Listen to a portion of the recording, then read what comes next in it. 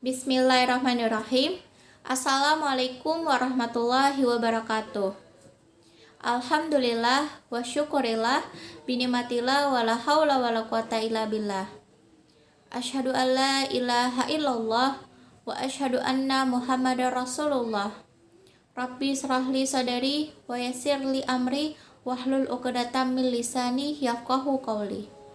Segala puja dan puji syukur hanya milik Allah yang memberikan nikmat iman, nikmat Islam, nikmat sehat, nikmat panjang umur untuk kita semua. Tak lupa salat beriring salam pada junjungan kita Nabi besar Muhammad Sallallahu Alaihi Wasallam. Semoga kita bisa mengikuti risalah beliau hingga akhir zaman. Amin amin ya rabbal alamin. Ustadz, Ustazah, dan teman-teman semua, saya Kamilia Zafirah dari kelas 7L ingin menyampaikan kultum yang bertema amanah. Amanah adalah memelihara titipan dan mengembalikannya kepada pemiliknya dalam bentuk semula atau dapat disebut juga sebagai tugas keagamaan atau kemanusiaan.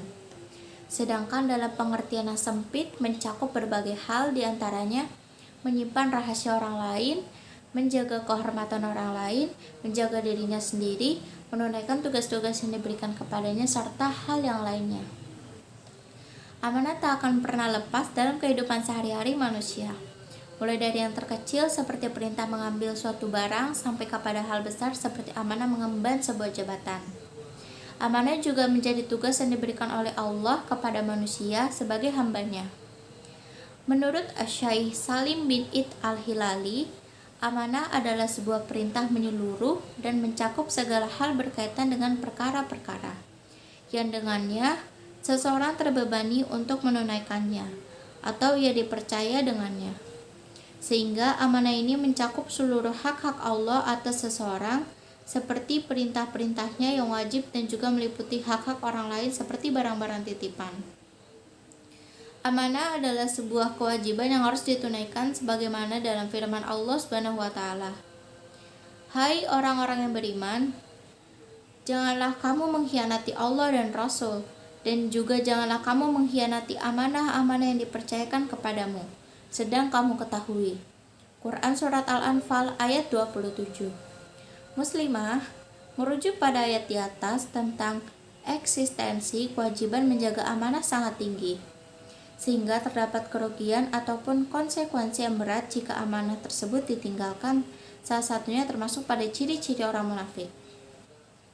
Rasulullah Shallallahu Alaihi Wasallam menandakan orang-orang munafik, yakni apabila berkata dia berdusta, apabila berjanji dia mengingkari, dan apabila diberi amanah dia hianati. Sedang Allah memberikan azab kepada orang-orang munafik seperti yang tertulis dalam Quran Surat Al-Ahzab ayat 73 yang artinya, sehingga Allah mengazab orang-orang munafik laki-laki dan perempuan dan orang-orang musyrik laki-laki dan perempuan. Diriwayatkan oleh Anas bin Malik radhiyallahu anhu, ia berkata, Nabi tidak pernah mengkhutbah atau menceramahi kami kecuali beliau bersabda, tidak ada iman bagi orang yang tidak amanah dan tidak ada agama bagi orang yang tidak menepati janji. Hadis riwayat Ahmad. Dalam sebuah hadis riwayat Bukhari dijelaskan, pengabaian amanah adalah sebab terjadinya kerusakan dalam hubungan manusia. Amanah menjadi jaminan terpeliharanya keselamatan sebuah hubungan, dan hilangnya amanah akan merusak hubungan tersebut. Jika diamanahi sebuah benda, maka jagalah benda itu karena hal ini memiliki konsekuensi yang berat di hari kiamat. Dari Abu Humaid As-Sa'id berkata bahwasanya Rasulullah bersabda, demi Allah, kalau seseorang di antara kamu mengambil barang sesuatu dari harta itu yang bukan haknya, niscaya dia akan datang kepada Tuhan di hari kiamat, memikul apa yang dikhianatinya. Hadis riwayat Bukhari. Sedangkan amanah yang dihadapkan kepada para pemimpin sebuah kelompok besar maupun penting harus ditunaikan karena akan dipertanggungjawabkan di dunia kepada rakyat ataupun anggota, dan tentu saja kepada Allah yang Maha Adil. Ada suatu kisah yang diceritakan Umar bin Khattab radhiyallahu anhu ketika perang Khaybar, datanglah sekelompok orang dari sahabat Nabi sambil berteriak, Fulan telah mati syahid, Fulan telah syahid. hingga mereka melewati seseorang lalu berkata, "Fulan telah syahid." Nabi pun lalu menyela, seraya bersabda, "Sesekali tidak. Sesungguhnya aku melihat orang itu ada di neraka disebabkan sebuah baju jubah yang dikorupsinya." Hadis riwayat Muslim nomor 323.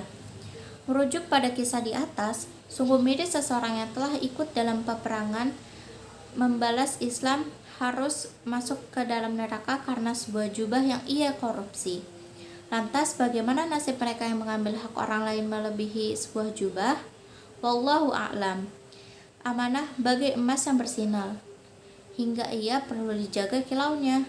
Amanah bagai air yang mengalir, hingga ia perlu dijaga kesejukannya. Cukup sekian kultum dari saya.